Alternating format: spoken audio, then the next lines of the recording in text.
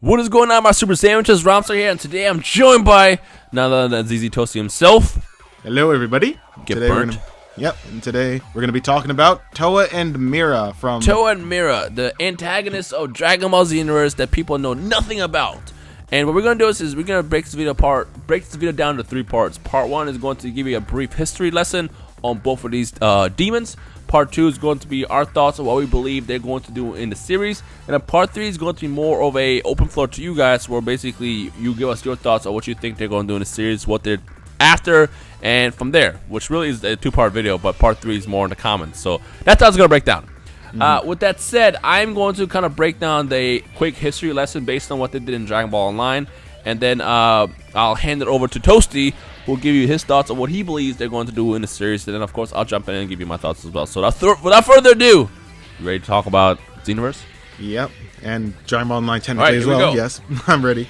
Towa and Meera, there's a lot. This is going to be a hell of a history lesson. Yeah. So Towa and Meera. Towa obviously is the girl. Meera is the guy. Towa is she's a demon scientist, a very, very smart demon scientist who in Dragon Ball Online had incredible powers of brainwashing and also being able to turn enemies into giants.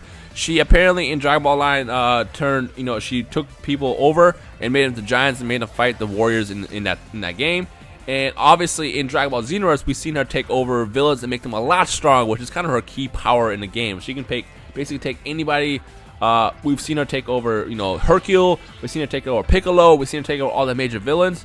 Not really sure the actual details of what goes into what causes her to allow someone to take over. Like with Majin, with Babidi, he was able to take over anybody as long as they had kind of evil inside them. So I don't know if it's kind of a similar system as that or what, but she just is proved to be able to take over people and make them a lot stronger and, make them a hell of a threat.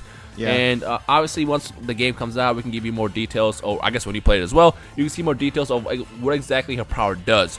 Also, with her being this amazing scientist, she not only takes you over, but she can make adjustments. In the most recent trailer, we've seen her take over somebody, and she even says in the trailer, like, with this one, I made 2 changes. We don't know what the 2 changes are, but it looks like she does learn from the Z warrior. I guess your warrior. She learns from your warrior defeating her previous villains throughout the game, and she adjusts the people that she takes over in the future to kind of go along with that fight. So again, I don't know what these adjustments are yet. We just seen her say that in the trailer. So essentially, she is quite the threat. Now, yeah. Meera is quite the monster here. Meera is also a demon from the demon realm. He's actually an artificial human that was created in the demon realm. And in Dragon Ball Online, he kind of goes through the histories. Goes through the Dragon Ball Z timeline, gathering DNA of the greatest masters of all time to make himself stronger.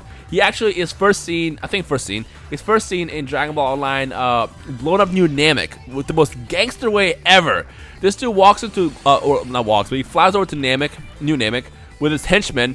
He tells his henchmen to raise their hands, and he creates a spirit bomb and blows up the planet within a couple seconds. Like, he has henchmen who follow him around. He give a crap.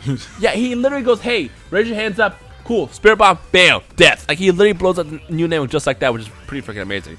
Now, again, this is not really a spoiler because we don't know how much of Online is going to transfer over to Xenoverse, because we've seen quite a bit of differences between how Towa and Meera act in Xenoverse versus Dragon Ball Online. So this is just what he did in Dragon Ball Online.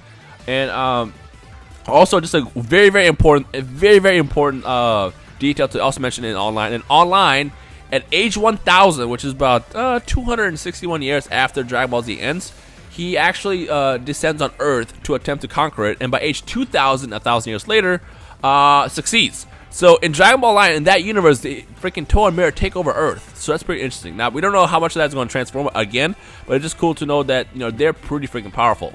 Now, in terms of actual power, Towa and Meera are both seen matching Trunks. So this is Time Patrol Trunks after he leaves the Cell Saga and trains for who knows how long. Like, Time Patrol Trunks at this point should be pretty powerful. Like, a lot of people don't understand that he's the same person as Future Trunks. Like, Time Patrol Trunks is Future Trunks just later. He is Future Trunks, and this is Future Trunks like way later. So the way I would probably match Future Trunks is probably somewhere around the same strength as the Z Warriors at the end of Dragon Ball Z, just because he had that experience of time traveling and becoming stronger over time. Because, I mean, he's alive for pretty much a long time just because he is the new Time Patrol. And to those who don't know, the reason why he becomes a Time Patrol is when he went back in time, he kind of screwed up the time flow, which is why the Lord of Time, the Supreme God of Time, was like, "Hey, come work with me." He was like, "Yeah, you broke the law. You're gonna fix it." And that's kind of how he gets thrown into the picture. Because he did technically screw up the timeline by doing all that stuff in the Cell Saga to give Goku like an antidote and all that stuff, changing the way that time is actually supposed to go normally. Because it wasn't supposed to happen like that. Goku was supposed to die of the heart virus like he did in the Trunks' timeline.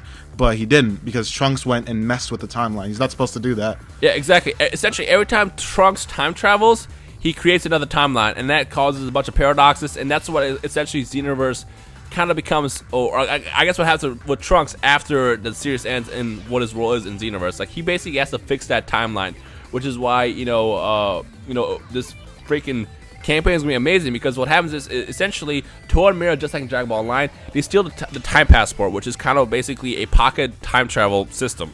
And because of that, they're able to go through, they freely travel the timeline and break everything. And that obviously is a huge threat for not just Trunks' timeline, but overall the universe. So that's kind of what they're trying to fix in this game. Yeah. But in terms of strength, they are proven to be both the same strength as Time Patrol Trunks. So that's why they're kind of dangerous. Like, basically like the basic history facts of both of these characters. Now, something else to mention is they are married in Dragon Ball Online. We don't know if they're married in Xenoverse, because there's also been a lot of rumors saying that Towa actually creates Mira in Xenoverse. But we don't know how valid that is, because I think people just kind of assume that, because he's an android kind of, that she created him because she's a scientist, but we don't know that part yet. I just know in Dragon Ball Online they are both married. So that's kind of the quick history lesson of Towa and Mira. I think I covered everything. Also, I just want to cover like the amount of people that they took over in Dragon Ball Online. Technically, they took over a bunch of Frieza's remnants. They took over Ginyu himself, which they do in Xenoverse as well. I think they take over Raccoon and Zarbon and Dora, or at least I would assume they will. And they also take over Gohan as well, but I don't believe it's the exact same time. I think it's I believe the Saiyan Saga. I believe that like Goku dies or something, and then Gohan actually becomes a Great Ape after he gets taken over. And he took over Bardock, which is something that's actually been put recently into Dragon Ball Heroes. With the Bardock mask and all that stuff. They've taken over a lot of characters. They also did empower Cell and Raditz in Dragon Ball Online as well. So it's something to think about. Maybe they're going to be also doing that sort of thing in Xenoverse as well. Especially, there is an actual different thing called Cell X. Have you ever heard of that? Yeah. It's like a giant mutated cell in Dragon Ball Online, which I don't think is going to make it into this game. I don't think it's going to be in this game, but I'm just saying like that sort of thing may like happen where they change forms or something like that. It's possible to happen. That sort of thing. But I just basically, wanted to cover that. Basically, those are the kind of the bases of Towa and Meera. So, in other words, at this point, if you didn't know who they were, you could probably agree with all of us, with both of us, I guess, that they're pretty bad guys. Like, Towa and Meera are pretty evil, and they're there to like wreck everything. With that said, is the question now is what are they doing in Xenoverse? Because again, in Dragon Ball Online, the whole mission was to travel between the timeline to collect DNA to empower Meera so they can take over Earth. And in Xenoverse, they seem to be doing something else. So, Toast, you want to take that one? Yeah, so I think that, obviously, it says that they continue their quest of the destruction of history. So I guess after they, failed in Dragon Ball Online, they try and go to a different timeline, obviously, to steal energy from certain people. Because they are called, in the third Xenoverse trailer, they're called Bandits of Time and Bandits of Energy. Like, they steal energy from people, trying to, as I would assume, make Mira more powerful, aka the dude. And that's what I can assume that it is. And they're also trying to do something with the enemies, because Frieza, Cell, and Kid Buu, something that I realize is that it seems like they may be taking energy from them and then stopping and like just leaving them, because I don't think that they really want Frieza or Cell or Buu to really win. I think that they're using that time to actually extract energy from them while they're making them more powerful and everything like that. Let me put something out real fast, they can't stop them. Because like, think about it like this: like if Kid Buu's more powerful, right? After they make him more powerful, all the Z fighters cannot focus on Towa Mira at that point. They have to focus on Kid Buu while they're taking Kid Buu's energy. Because remember, in the trailer itself, if you don't remember, Frieza got taken over by Towa and Mira, and then later, after Goku became Super Saiyan and your hero was also fighting with Goku, Frieza went back to normal. Frieza wasn't under their control anymore. He was 100%, and he wasn't under their control anymore. So something happened to either stop that flow or they just stopped it themselves. Something else I was going to quickly point out is they're also gathering energy. Specifically, they're gathering Keely. And if you guys remember what Keely is exactly, well, first of all, it's what they label as energy stolen from Ki, I guess. And Keely was first brought up in Dragon Ball Z during the Buu Saga when Majin Buu, well, not Majin Buu, but when Babidi showed up to Earth, gathering energy to revive Buu. So the other theory of what they're trying to do is, since they're both from the demon realm, they might be trying to revive Demigra, which is also a character that a lot of people have no clue who he is, because Demigra actually was not in Dragon Ball Online. Demigra is a brand new introduced character in the Xenoverse game, and according to the achievements, he is the god of the demons. So the other theory is, along with trying to empower Mira to make him stronger, that he's possibly, or them being Towa Mira. Towa Mira are also trying to gather enough energy to probably awaken this Demigra person. And the only other detail that we know about Demigra is that he or it has 2 forms.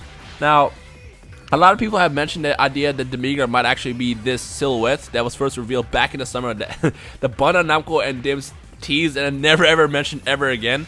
But we don't know that yet.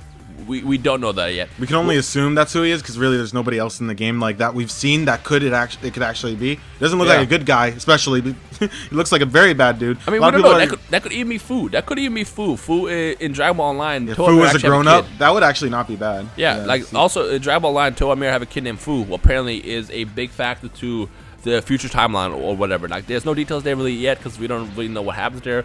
But we know that there is a demon, the god of demons, in this game that becomes quite, the threat, So the other theory is Towa Mira actually going through timelines, trying to gather enough Keely from all the most powerful warriors of the Dragon Ball Z history to waking up Demigra for whatever they're trying to accomplish next. So that's also another thing to kind of throw out there.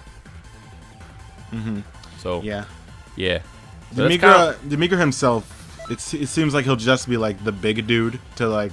And like, obviously he's going to be the final boss in the game. There's no doubt about that, because in the achievements, he's the only one left, and then after that's Broly, and then that's it. Then there's no other missions. So that is it for that. And also the first time Demigra was actually revealed was Sergio. Big shout out to Sergio, who's been 100% correct so far with his data mining.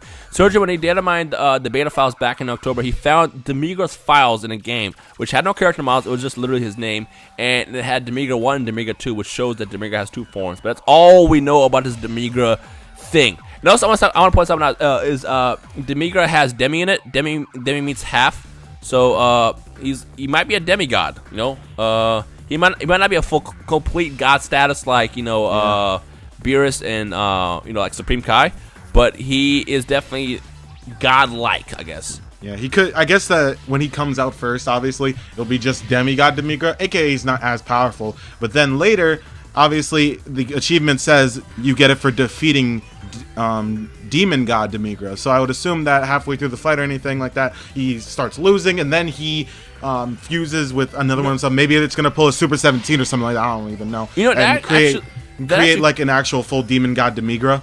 Yeah, that actually could be a pretty good theory too. What if they're actually trying to gather energy to give him enough power to become a full demon? That could be one too. Like a full god. That could be another good theory. Because they took a lot of energy. Like, they took a bunch of energy from Gohan to stop him from going Super Saiyan 2. And so it's like, it's a lot of energy that they're taking for some reason. And that seems to be the reason. I mean, you also got to know that Demigra has to be a pretty bad dude if they're gathering that much Keely from the entire Dragon Ball Z series. Like, think about it. Like, the fight alone between Goku and Vegeta was enough to awaken Majin Buu. But now think about how much energy it gets gathered across the entire Dragon Ball Z timeline to revive this kid, to revive this guy, or give an energy to him, or whatever they're trying to do. To give basically that energy to Demigra to empowering him. Like, that's got to be a lot of freaking power. Like, that's going to be a hell of a fight right there. A hell of a fight. Yeah. So probably going to be in, like, the Demon World. Everything's going to be hyped up and everything like that. It's just going to be a huge thing. It's going to be pretty interesting. Yeah. With that said, I think we covered everything. I think. Yeah. We covered everything. We covered everything for them. So now we want to kind of turn the floor over to you guys, so you can give us your own thoughts and opinions as well. So who do you think Demigra are? Who do you think Demigra is? And give us also possibly your own thoughts on Towa Mira of what you think as them as bad guys in this game. Like, anything you can think of, anything comes to mind, let us know in the comment section below. Yep, and that's it for this video. If you enjoyed it, then make sure to hit the like button down below, because if you're still on the hype train for Dragon Ball Xenoverse, we're a month away. We are officially a month away. If you're still hyped for that game, make sure you punch that like button, and of course, let us know your thoughts on Demigra and Towa Mira in the comment section below. So yeah. All right, thank you for watching. See you guys later. Also, Peace check out Tosi in the description. And check out Rhyme Style if you haven't seen him yet. Yeah, subscribe to him and all that stuff.